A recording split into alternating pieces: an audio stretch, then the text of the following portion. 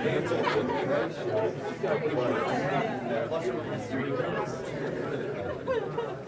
don't know. I'm saying, but it's going to be like $15. It won't be $10. It won't be more than $20.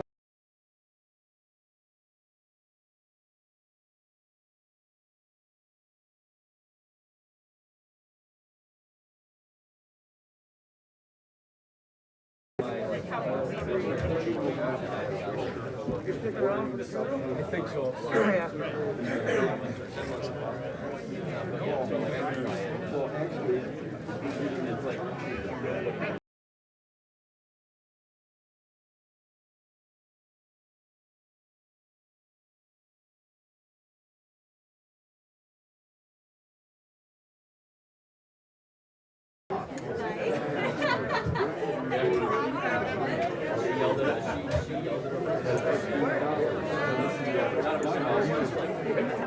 Because we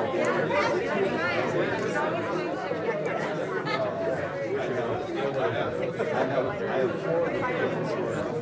psychedelic music, you know,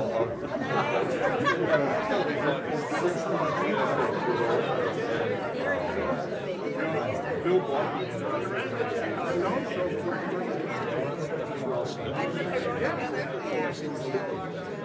Is it gone now? Did it? Actually, I was in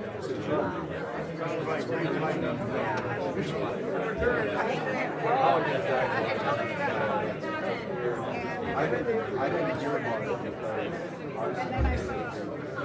because he was Mike's radio. Oh, I know he was. And I would go to him for everything. You know, I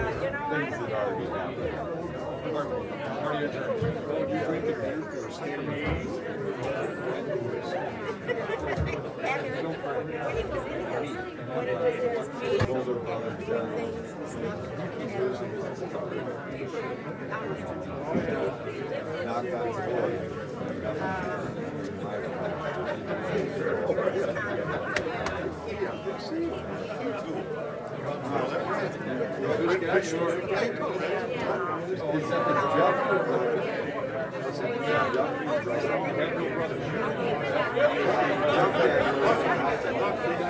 I know Days working.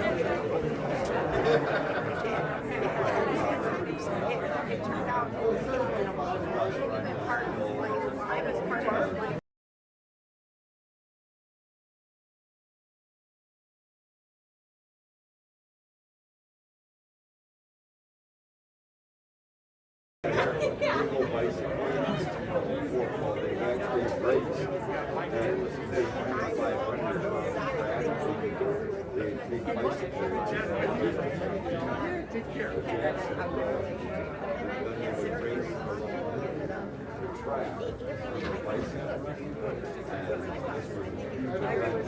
Hello.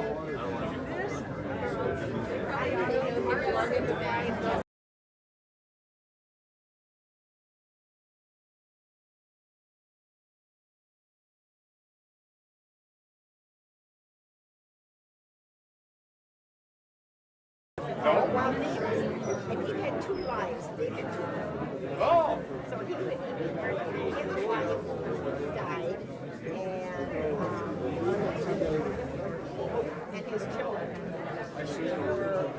were in high school. They had buses. So that was their annual summer trip. So then what happens is Sally died, and I married The unfortunate thing was that I had a heart attack. I married him. And then Dave said that I was friends with I had friends. So it all ties in. Came out blurry. But it all has a family time to kind of all together. Well, I gotta go very. I mean, actually, I mean,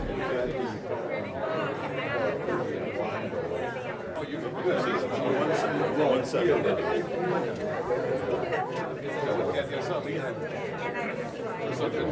What time's the game? 2 o'clock.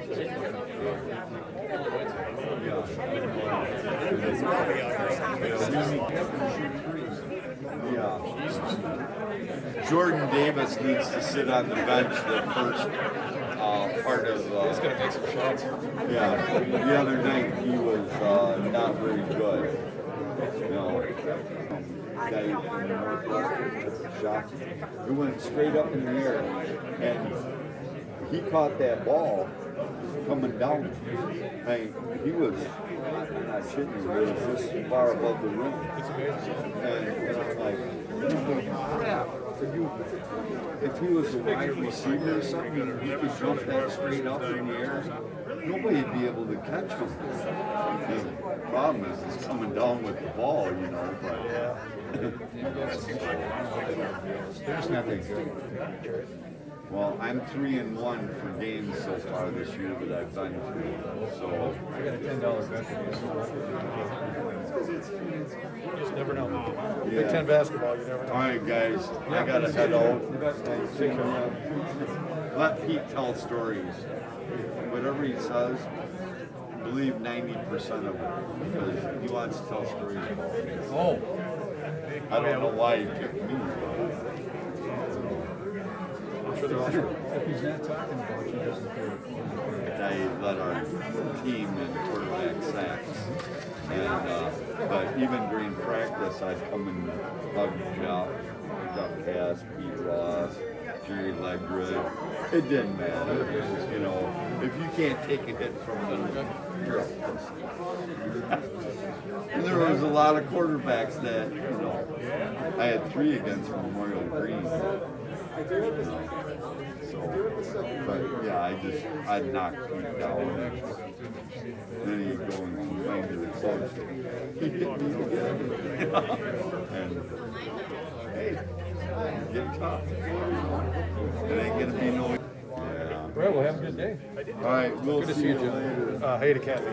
Remember, July 15th, if you're not a member of the all-year class reunion, come and join it. There's almost 4,000 people in there now.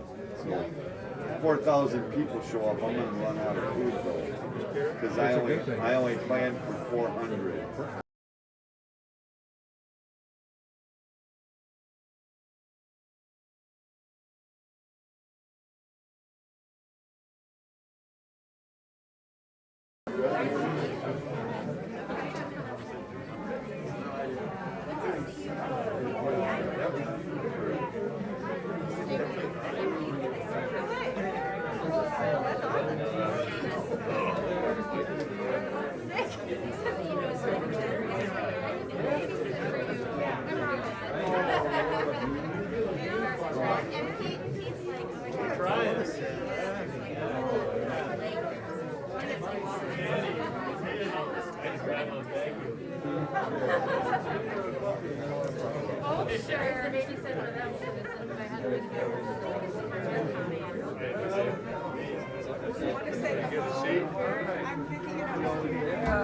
Yeah, good to see you.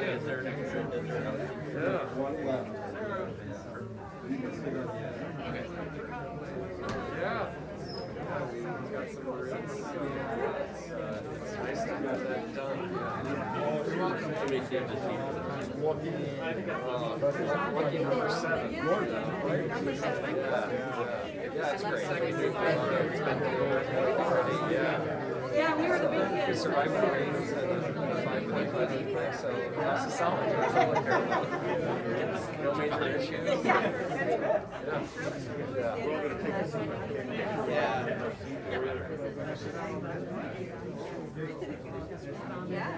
Do it after, so it sounds like a different shot. Or during that. You know that famous picture where your dad's just staring at you and Yeah, they told me to. Especially in the backyard.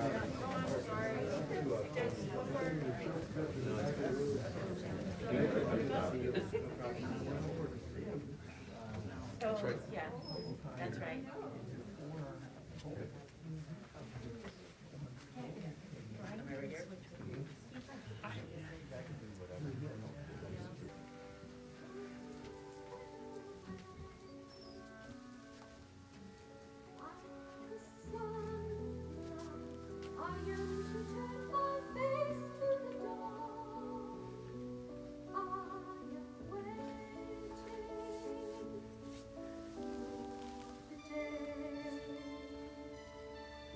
Now, old Deuteronomy, just before dawn, through the silence, you feel you could cut with a knife. Announces the cat.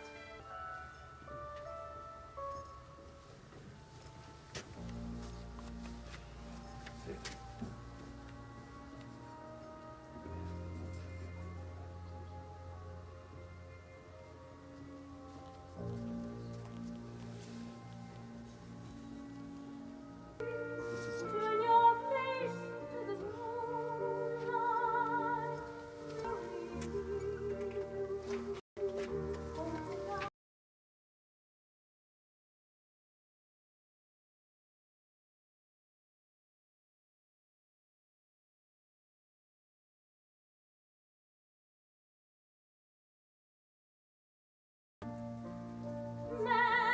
Memory, all alone in the moonlight. I can smile at the old days. I was beautiful then. I remember a time key days, the stale, cold smell of morning. A street lamp died. Another night is over. Another day is dawning. Daylight, I must wait in the dawn comes. Tonight will be a memory too. And a new day will begin.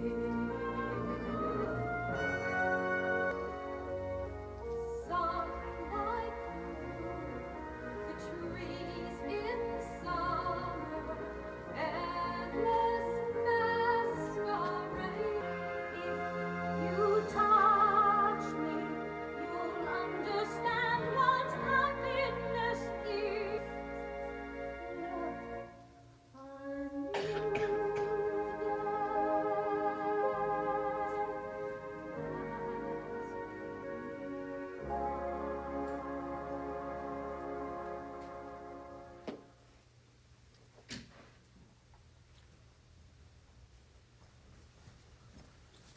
Good morning, everybody. Thank you very much. The family would really like to extend their wishes of thanks to all for joining us today. My name is Marston, and it is my sincere pleasure to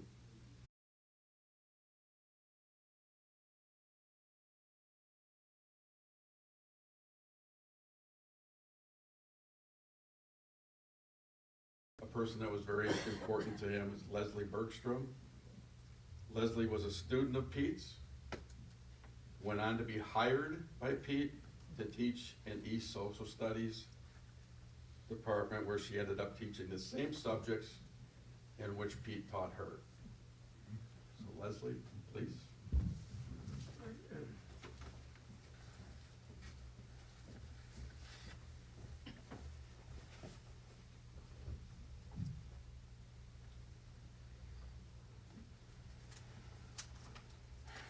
The readers go on now. They didn't back when Pete and I worked together, but they're on now. So hello, everyone. As was said, my name is Leslie Bergstrom. I'm a lifelong educator, and the roots of my family tree are probably as purple and gold as they come. I was really, really honored and really touched to be asked to speak today. Vicki and Robin and Pete and the family, my heart goes out to all of you. People like your father are rare gems, and to have had the privilege of having him as a father, a grandfather, a partner, that's a gift. His mentorship, his friendship, that was a gift to me and to so many of us here. So Pete, or as my inner student still prefers to call him, Mr. Ross, meant very much to me and played a really important time in my life, or role in my life, several times over. Way, way back in the 80s, he was my Western civilization teacher. And I loved that class so that I became a social studies teacher myself. But that was one of my favorites. And I think one of the reasons it was my favorites is because I learned well through stories. And could he tell a story? He was excellent at telling. But all most important memories of Pete were the activities he did outside of the classroom. He was the student council advisor, so he was at everything. And I bet that meant that a lot of you were at a lot of things too, right? I know I dragged my kids along to many things like that back in the day. So much fun being around kids. And that's what is in my mind when I think about him, is his humor and his laughter and the joy he had from being around his students. You could feel it. As a student, I could feel it, right? He laughed a lot and he liked us. He was a bit of a Renaissance man, right? He did a little bit of everything. But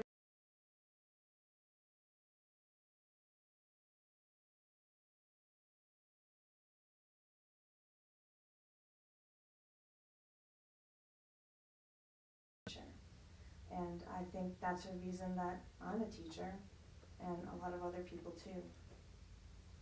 So fast forward a few years, I do have a social studies degree. That's how positively influenced I was.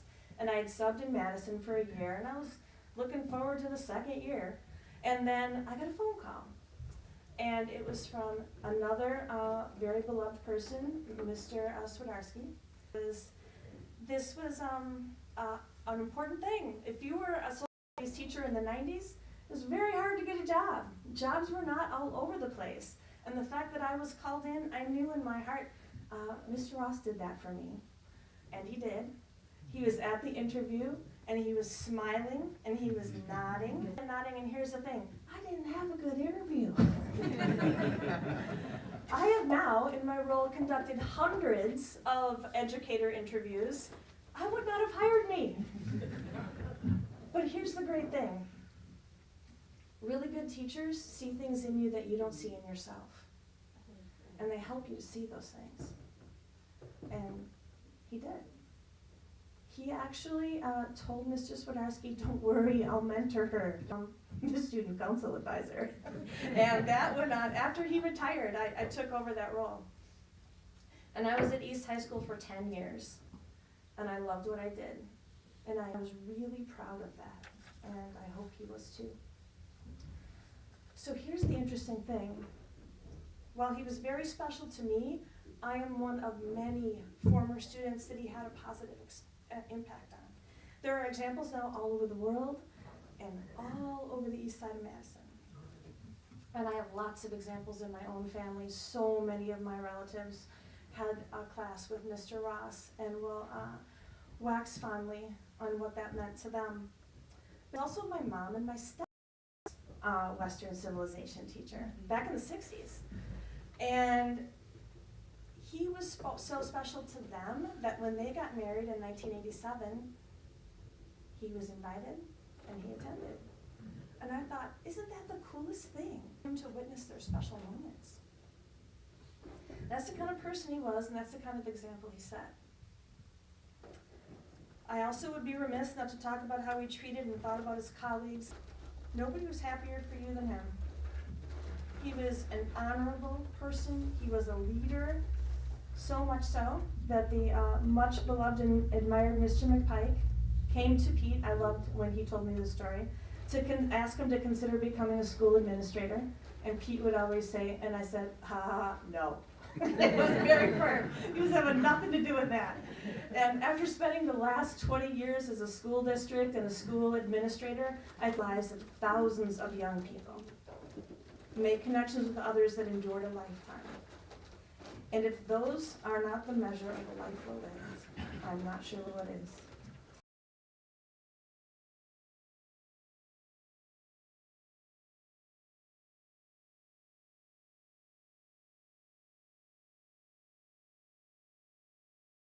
And I'm sure everybody can pick up a few things from her words that bring Pete close in your mind today. Next we have Dennis Hill.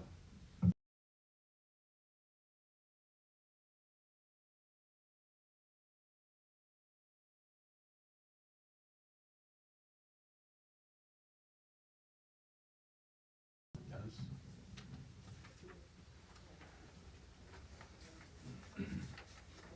Thank you. I might need a couple of these. Bear with me.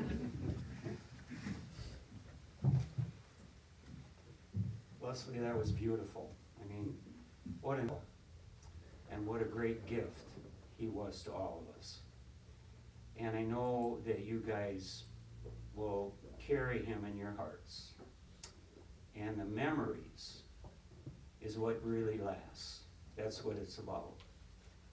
And if you carry him in your hearts, and you will, he'll never die.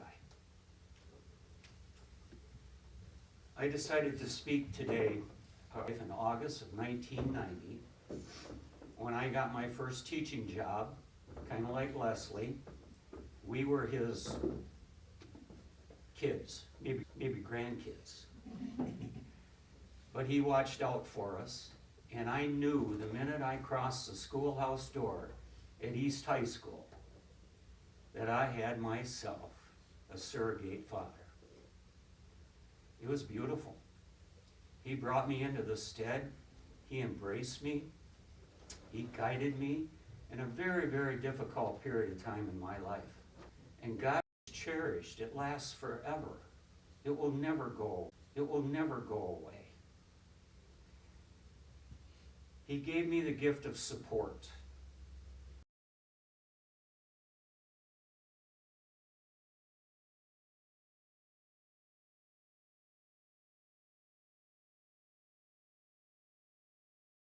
Playing golf, and we're sitting and having a beverage and a sandwich, and he's still talking about East High School. And I remember looking at him saying, Pete, and my wife and I used to play cards with Pete and Sarah, and Pete would always drift to East High School. And Gail said to me on the way home, does he talk about anything else besides this? I said, no. He loved into a family that was led by a leader, Milt McPike, that sent the message that we are family. That's powerful. I've never been in a situation like that, ever.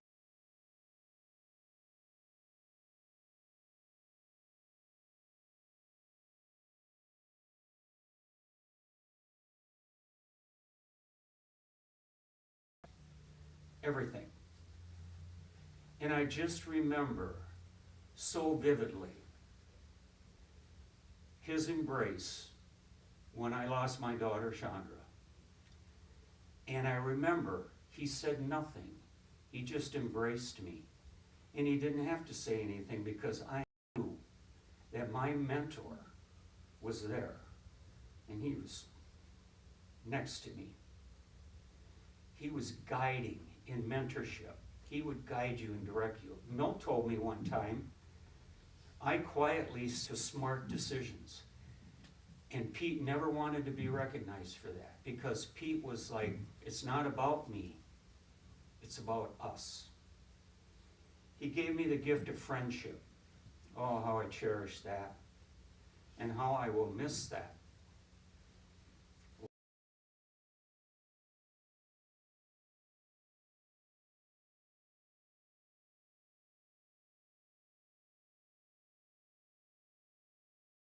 And his laugh that we all remember will ring in my ears forever. I loved his laugh.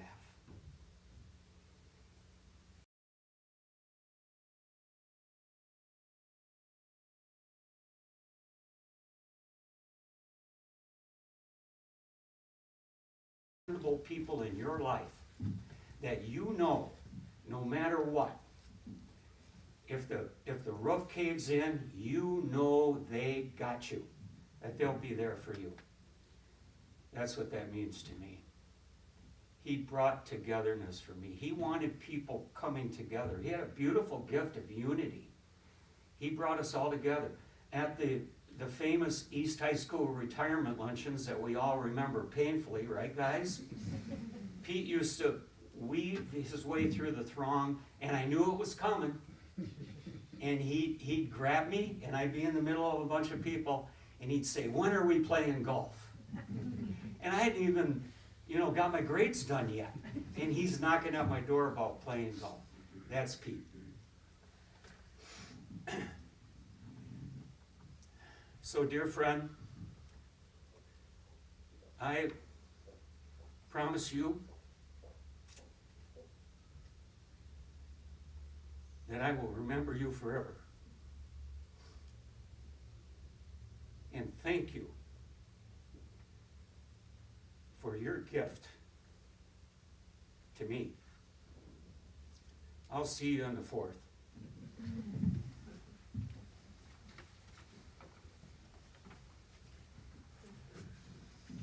Thanks so much, Dennis.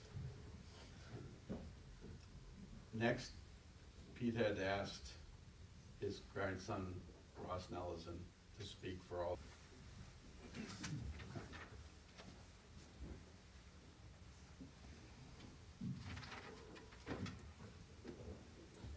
Hello. Thank you all for being here. My name is Ross, and I have the honor of helping celebrate the life of my grandpa on behalf of the grandchildren. I've been lucky to have many father figures in my life. Most of them are in the room with me right now. None of them were more important or more impactful than my grandpa. As I wrote this, I had to think about every year of my life and every major event because he was there, a Marine and a teacher. Each of these felt like a lifetime of experiences. Raising a family on the lake, living on the general's property in California, or how lucky he got to have that teaching job at East High. We did around his condo. He would tell you a funny story into the back. Sit next time. I also found a new path one time, and I parted some branches, and we looked in, and he said, "I've actually never walked this one before." And we never walked it again, as we found the densest concentration of mosquitoes either of us had ever experienced. In high school, I couldn't believe that he would show up to watch my sports follies. As with Grandpa was to Arizona, we went to the Grand Canyon, as we went to every other major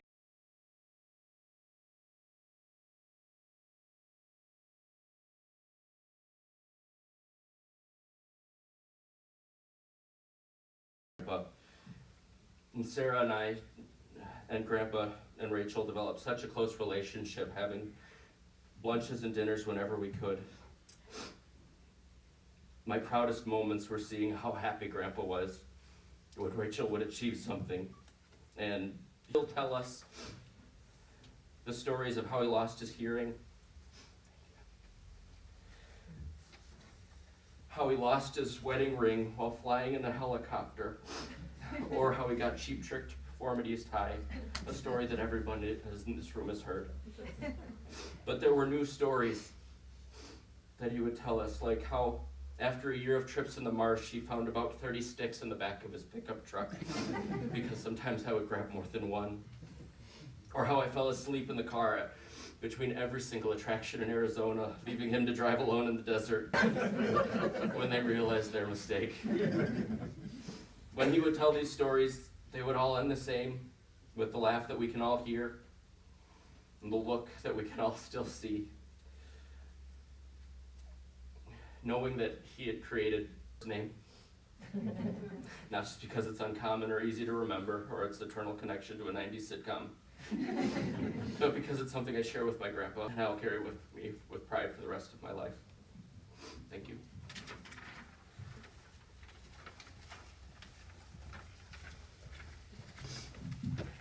Thanks, Ross. Mr. Robin, for her selfless effort to look after Dad in his final years.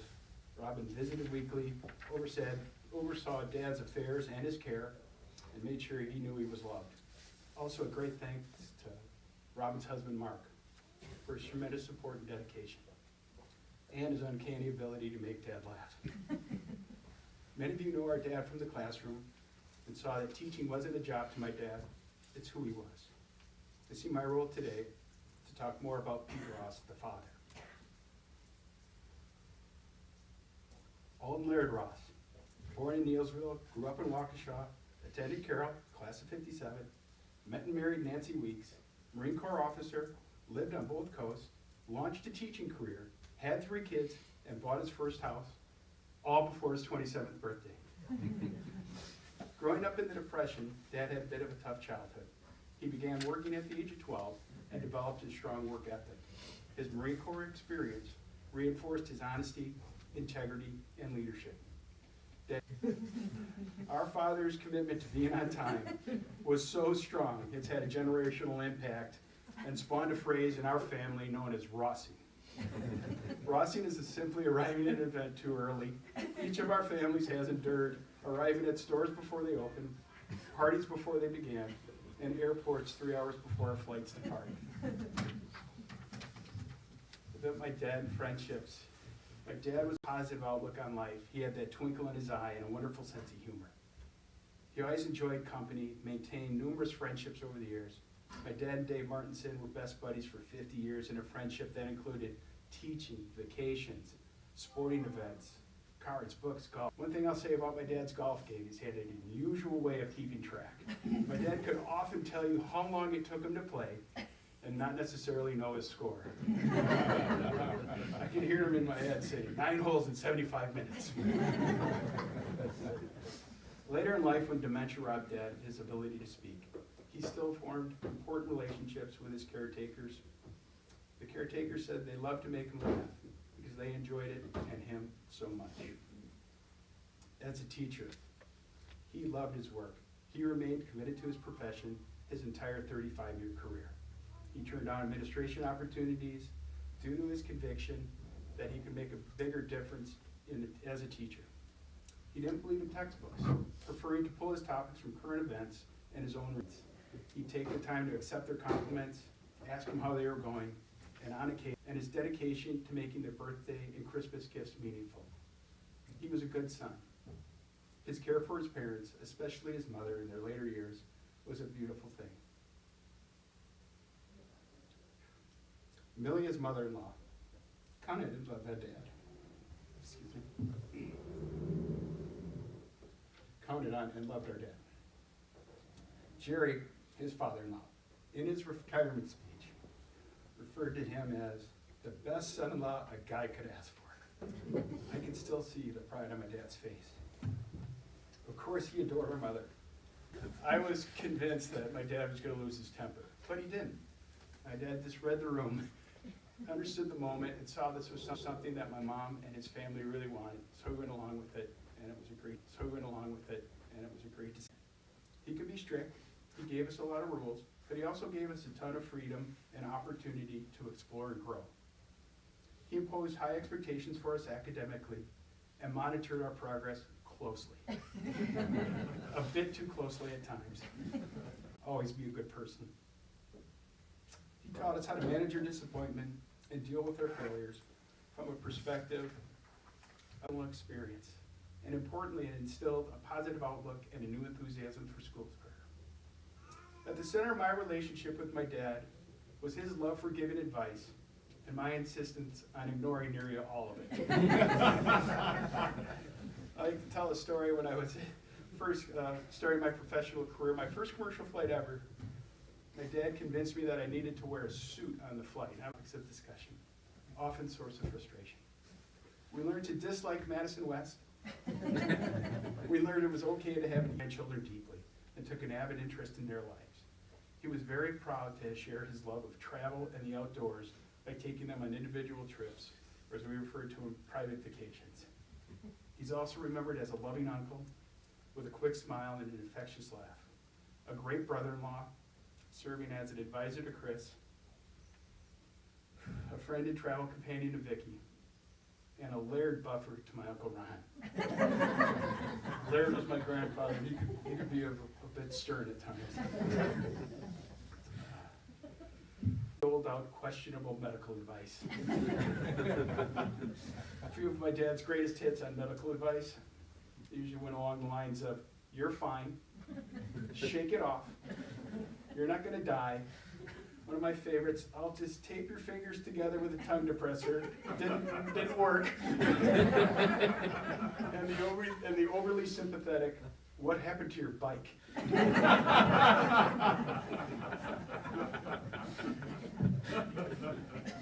By any measure, our dad led a good life. He set out to be well respected, make a difference in people's lives, and be a good father. I think we can all agree he accomplished that and far much more. Robin, Vicki, and I extend our thank you for all you come today to celebrate Dad's life. In honor of his memory, we just ask that you consider Dad's lesson. Okay? We said it all. We said it all. We have plenty of time to converse. You know, obviously we have lunch next door, and once again, our heartfelt thank you. Great to see all you folks. Been too long.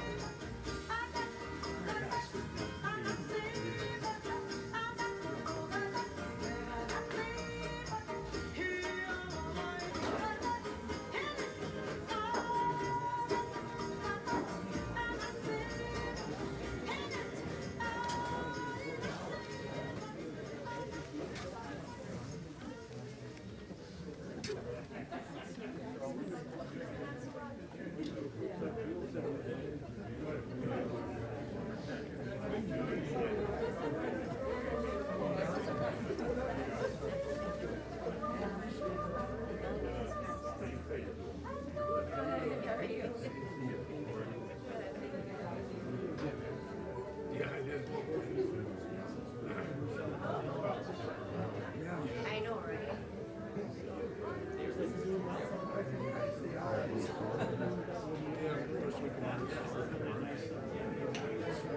I'm a little bit behind you.